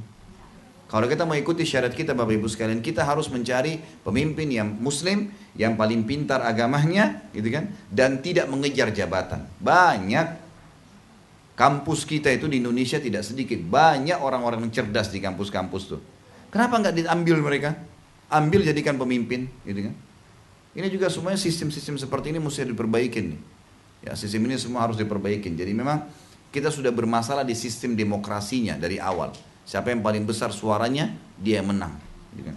Tidak bisa jadi pemimpin kalau tidak didukung oleh partai. Wah, ini jadi masalah semua ini, gitu kan? Jadi masalah semua, akhirnya orang kalau tidak menggunakan partai tidak bisa. Ini salah. Padahal sebenarnya banyak orang yang memang potensi besar, tapi karena tidak ada yang mendukung, akhirnya dia tidak bisa jadi pemimpin. Nah, itu. Kita harus real bicara sekarang. Bukankah pada saat Pak Habibie jadi presiden, bagaimana keadaan negara kita? Harum namanya. Dolar dari 18.000 jadi 6.000. Itu realitanya. Saya bukan sedang membahas beliau pribadi ya. Tapi beliau orang aktivis akademis yang cerdas. Harum nama Indonesia. Oh, ini orang cerdas nih. Seorang doktor yang berpendidikan memang bisa mengubah sistem. Saya bicara sama salah satu pendamping beliau pada saat beliau jadi pemimpin. Itu sudah selesai ya, sudah tidak ada, sekarang tentu sudah tidak jadi. Tapi dia bicara sama saya. Waktu dulu saya pernah mendampingin beliau. Itu kalau istrinya malam tidur, beliau keluar lagi masuk kantor bekerja di malam hari gitu. Tetap pikirin bagaimana supaya dolar bisa turun, tetap pikirin bagaimana umat ini bisa jadi baik, gitu kan. Masuk di lapangan, makan dengan masyarakat, coba melihat bagaimana keadaan mereka. Banyak di Indonesia, sampai Jerman sendiri mau mengambil, berikan warga negara kepada beliau. Dan mengatakan Indonesia sebenarnya punya banyak habibi-habibi yang lain. Tapi kenapa mereka nggak nyari itu, gitu ya. Banyak di kampus-kampus kita banyak. Ya kalau kita mau bicara, dan ini juga satu hal. Kalau orang beragama tampil di kancah politik sekarang, wow disorotin luar biasa. Ini ada ustadz nih, ada kiai, kok bisa jadi di situ? Loh kalau bukan ustadz sama kiai yang bimbing kita, kira-kira siapa? Hah? Kira-kira siapa? Orang jalanan, orang yang tidak ngerti agama, ya pastilah ngawur. Jangan heran kalau orang akhirnya berzina di sana sini dibuka. Ya. Sekarang ada orang menuntut, ya orang yang lesbian, orang homo minta supaya disahkan hukum. Ini lalu disodor-sodorkan, bisa saja terjadi. Naudzubillah. Kaum Lut Allah siksa gara-gara homoseksual, lalu kita mau halalkan, gimana caranya? Mau dihancurin Indonesia sama Allah nih? Gak mungkin lah, gitu kan? Ya mungkin. Jadi memang harusnya begitu. Ada banyak kiai-kiai di Jawa Timur, di Jawa Tengah, di mana-mana yang masya Allah punya pesantren ribuan siswa pesantrennya. Bisa tuh dibina sama dia, bisa hafal Quran, bisa baik. Kenapa ini nggak ditarik nih? Ini jadi pemimpin ya di sini, biar manusia jadi baik. Kita harus begitu, adil ya, mestinya. Tapi ini enggak, sistemnya sudah salah. Harus partai dan partai harus punya duit. Nggak punya duit mana bisa partai dukung? Nggak mungkin lah, gitu kan? Jadi sistem ini yang juga sudah masalah. Ya semoga Allah SWT memperbaiki keadaan kita. Kita ini mayoritas di Indonesia, tapi seperti kita yang minoritas ya. Seperti seakan-akan tidak ada lagi. Kita krisis pemimpin harus pilih pemimpin non muslim. Ngawur nih. Ya. Kalau kita data Indonesia yang paling banyak korupsi, orang dari mana? Yang bawa lari uang Indonesia keluar. Non muslim mayoritasnya. Data-datanya ada semua gitu kan. Uang triliunan dibawa lari keluar dari Indonesia. Banyak. Terus itu nggak dilihat tuh, banyak kasus-kasus yang terjadi gitu kan. Dan berapa banyak orang-orang muslim yang sudah punya andil perjuangan dari berdirinya negara ini. Bukankah orang muslim semua banyak tokoh-tokohnya? Mayoritasnya muslim semua, pejuang-pejuang kita. Dari Sabang sampai Maroke itu banyak orang-orang muslim dulu gitu kan, yang memperjuangkan itu. Adanya kerajaan Tidore di Maluku yang mempertahankan daerah wilayah sana. Sampai Papua pun sebenarnya dulu itu dibentengi oleh kerajaan Tidore. Dari sisi Sabangnya ada Aceh, seluruh Sumatera. Di tengah-tengah ada Sulawesi Selatan dan Sultan Hasanuddin, gitu kan? Di daerah Jawa ini semua, di Jakarta sampai yang tidak kenal dengan Sultan Fathahillah dan seterusnya, yang memang membuat akhirnya terjadilah adalah kota Jakarta dan seterusnya lah, gitu kan? Perjuangan umat Islam di negara ini bukan main-main, ya, besar. Kita melihat satu musim yang salah gara-gara ya ada orang yang kita mau dukung. Dan subhanallah kemarin saya dapat datanya sampai sekarang saking mereka memberikan dukungan kepada non muslim itu sampai banyak perempuan-perempuan bukan muslimah gitu kan pakai jilbab. Dan anehnya sampai ada foto mendukung gubernur sekarang ini di depan Ka'bah. Bahkan tulisan fotonya dikirim banyak di Facebook, di WhatsApp gitu kan. Ini siapa ini orang depan Ka'bah bawa tulisan gitu kan. Untuk mendukung, sampai segitu kah kita harus mendukung orang muslim? Krisis benar-benar kita, orang bodoh semua orang Islam nih. Apa ini gitu ya? Nggak masuk di akal gitu. Jadi jangan terus-menerus terbawa dengan arus, oh karena yang ini baik, misalnya ini ada prestasi, yang ini tidak prestasi di muslim. Apalagi muslim itu belum dicoba.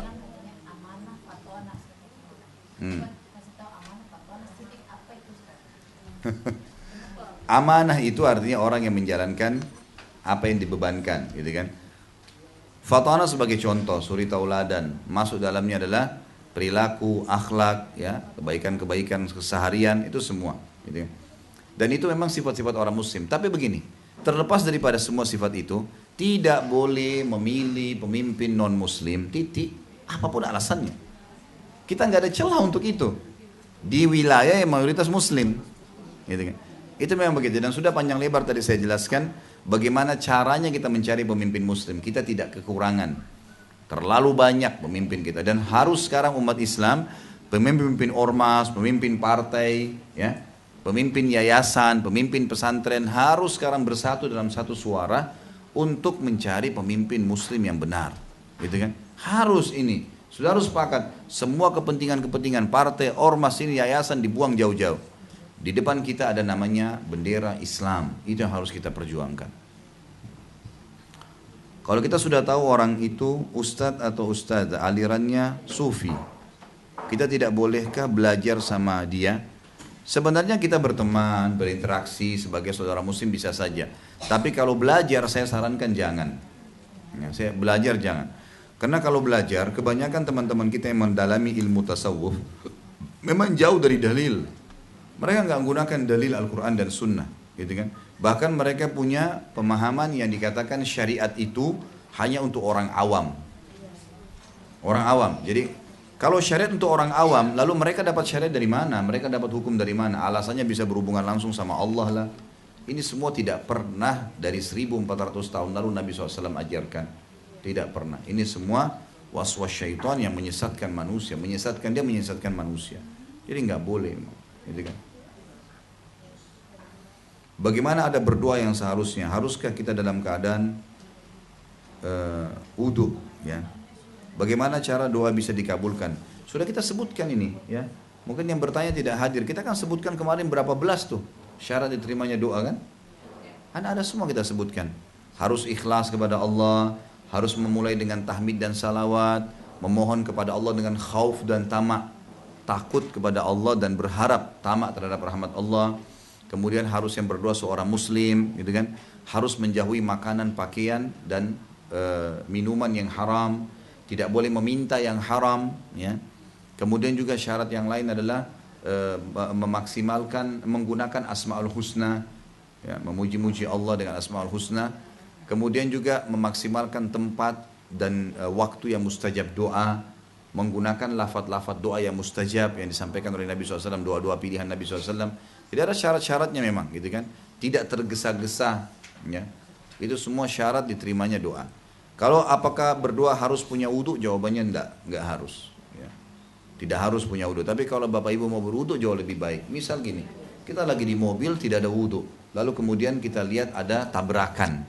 Berdoa kepada Allah agar jangan terjadi pada kita misalnya. Atau kita lihat ada fenomena alam mungkin bisa badai. Masalah nih, kayaknya gelap langit nih.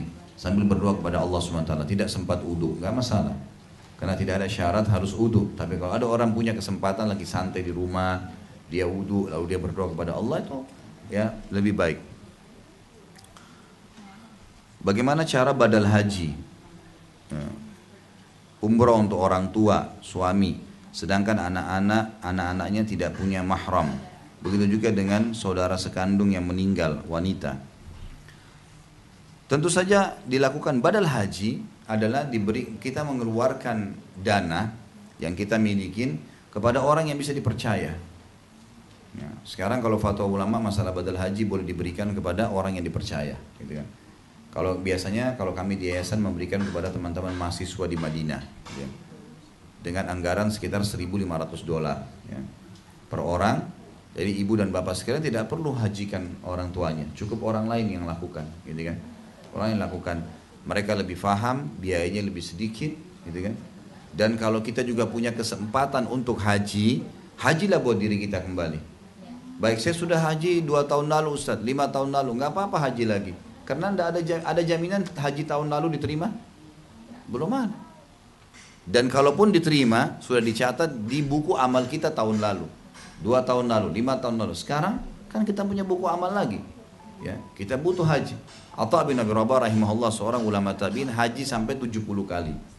Haji sampai 70 kali. Jadi memang kita harusnya fahamin tentang masalah ini ya, ibadah. Jadi memang masalah bisa saja dibadalkan kepada orang-orang yang memang ahlinya. Tapi saya sarankan ini banyak juga terjadi bagi jemaah haji kita yang saya dapat informasi. Jadi terutama jemaah haji pemerintah ya. Kalau jemaah haji ONH Plus biasanya memang hotel mereka masih ditahan, tidak boleh sembarangan orang masuk. Tapi kalau haji pemerintah, karena memang satu building disewa oleh pemerintah kita, maka bebas orang lulalang. Nah sering ada orang dari beberapa negara lain tidak tahu belajar bahasa Indonesia dari mana, lalu menawarkan badal haji dengan 50 real. Nah ini nggak mungkin. Ya. Tidak mungkin ada haji 50 real. Dari mana nih 50 real? Dan ternyata dia menggabungkan banyak orang. Satu kali haji untuk semuanya, nggak bisa. Satu haji, satu badal untuk satu orang. Tahun itu, ya. Jadi kalau kita kasih uang misalnya $1.000, $1.500 kepada seorang mahasiswa, dia haji cuma untuk satu orang. Dia nggak bisa terima lagi yang lain. Nanti tahun depan ya tahun depan. Makanya cuma satu orang satu badal, nggak boleh yang lain gitu. Nah jangan terpengaruh dengan orang yang melakukan seperti ini. Oh ini lebih murah nih. Ini bukan masalah lebih murahnya, tapi masalah ibadahnya. Dan tidak boleh juga sembarangan orang, harus mahasiswa-mahasiswa insya Allah yang bisa dipercaya. Kalau saya pribadi ke mahasiswa, ya, di yayasan saya, dan saya tidak berani sampai kepada travel pun, saya belum ada yang saya bisa percayakan untuk dikasih gitu ya. Nah, jadi saya langsung ke teman-teman di sana. Kalau sudah mendekat musim haji, biasanya langsung saya hubungin siapa berapa orang mereka yang siap, lalu saya iklanin di jemaah pengajian untuk yang mau ikut badal haji. Ya. Mungkin begitu. Ada lagi? Ya. Berkaitan dengan yang tadi memilih itu, karena ada masyarakat dicekoki atau dipengaruhi dengan adanya dari Habib begitu yang menyatakan lebih baik ada pemimpin non muslim tapi jujur daripada orang muslim koruptor katanya. Gimana itu? Sama, jawaban saya sama Pak. Ya itu tanggung jawabnya di depan Allah SWT. Kalau ada pemimpin muslim yang berani mengatakan lebih baik pemimpin non muslim yang adil daripada orang muslim yang koruptor, ini sama tadi yang saya bilang.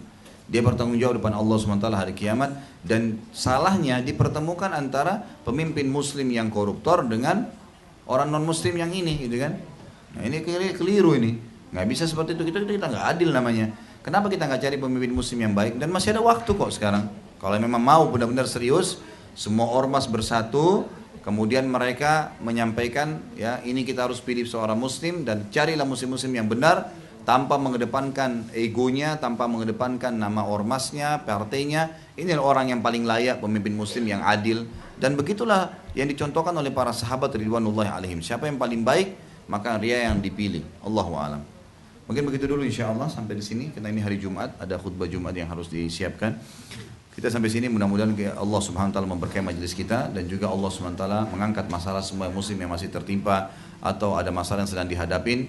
Semoga Allah sembuhkan penyakit orang yang masih sakit, dilunasi utang orang yang terlilit utang, dan semoga saja semua yang hadir di sini dan kedua orang tua kita, seluruh muslimin dan muslimat yang masih hidup dan juga sudah meninggal, diampuni semua dosanya. Dan kita berdoa kepada Allah SWT, semoga negara kita ini menjadi negara Islam, negara yang menerapkan hukum Allah Subhanahu wa taala dengan keadilannya dan kesempurnaannya. Dan semoga Allah mengaruniakan kita pemimpin-pemimpin yang baik, yang saleh, dan menyadarkan umat Islam tentang pentingnya masalah memilih pemimpin yang saleh dan juga pemimpin yang baik, yang taat pada agama, dan akan menjadi simbol terhadap Islam di seluruh dunia, terutama di negara kita ini. Dan seluruh muslimin di Palestina, di Syria, di Yaman, di Irak, di Myanmar, dimanapun mereka berada yang sedang tertindas, semoga Allah ikhlaskan niat mereka, Allah terima para syuhada mereka, dan juga Allah muliakan Islam di tangan mereka dan tangan kita semua. Dan semoga Allah Subhanahu wa taala menyatukan kita semua di surga firdausnya bersama mereka tanpa hisab. Kalau benar dari Allah, pada salah dari saya mohon dimaafkan. Kemudian saya kembali mengingatkan, kalau ada Bapak Ibu yang menerima program-program sosial dari saya, maka pastikan di situ tertulis nama saya pribadi, rekeningnya. Dan kalau mau transfer, tolong ditelepon ke saya atau diinformasikan bukti transfernya di WhatsApp. Saya sengaja tidak pakai nama yayasan karena bisa disalahgunakan. Sama halnya juga, karena ini tanggung jawab depan Allah SWT hari kiamat. Makanya saya turun tangan sendiri. Dan ini hanya ruang lingkup jemaah pengajian saya sebenarnya. Tidak semuanya nasional dibuka gitu ya. Walaupun memang di web ada, juga di Android juga sudah ada. Sama halnya kalau Bapak Ibu ingin mendengar ceramah-ceramah saya yang asli dari kami, itu sekarang sudah banyak sekali orang yang menggunakan itu ya. Jadi kalau mau masuk di Android di Play Store, maka ketik Khalid Basalamah, ada logo hijau KHB, itu yang asli dari kami. Tapi kalau ada foto-foto saya waktu buka kemarin di Play Store banyak sekali gitu. Jadi dipasang foto-foto, masing-masing orang sudah buka, memang karena ada komersialnya ya, mereka mendapatkan keuntungan dari situ. Sama halnya juga di YouTube, banyak sekali yang buka channel-channel diambil lagi ceramah saya. Padahal saya cuma izinkan kalau seandainya gratis ya, bukan ditransaksi jual belikan, maka itu boleh saja. Tapi ini sudah dikomersialkan. Jadi ini semua dipastikan. Sama dengan ada beberapa ceramah-ceramah mungkin yang dikutip, yang dipotong, akhirnya nanti melahirkan kontroversi. Ini semua bukan dari web kami sama sekali, tidak pernah ada. Jadi kadang-kadang diambil cuplikan sedikit lalu disebar gitu. Ya. Juga saya ingatkan dari ceramah ini, ibu-ibu dan bapak di sini yang hadir dan juga semua yang mengikuti ceramah di YouTube tentunya, ini penyampaian resmi dari saya. Kalau seandainya Anda hadir di pengajian saya langsung, butuh pertanyaan memang karena belum faham, tanya pada saya. Kalau belum faham, memang tidak tahu. Tapi kalau sudah pernah dengar dari ustadz lain dan ada dalil, ini loh ayatnya, ini loh hadisnya, jangan tanya lagi. Amalin udah itu, gitu kan? Karena ini nanti jadi masalah. Ada orang memang hadir di pengajian mau sebar fitnah. Udah tanya sama Ustadz A, dalilnya. Tanya lagi kepada saya, tanya lagi kepada Ustadz lain. Lalu kemudian dibentrokin Ustadz ini. Untuk apa sebarin fitnah nih?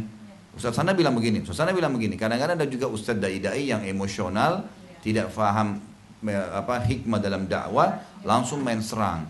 Lalu kemudian ini penyebar fitnah sebarin lagi tuh. Ustadz sana bilang gini, oh jadi ribut. Ini apa manfaatnya? Ini bahan fitnah diantara asatidzah dan para dai ini tidak ada manfaatnya sama sekali. Kalau merasa dalilnya sudah kuat, lakukan, jalankan. Tidak usah terlalu banyak bertanya. Umur kita terbatas, waktu kita hanya untuk berbuat kebaikan. Mungkin itu.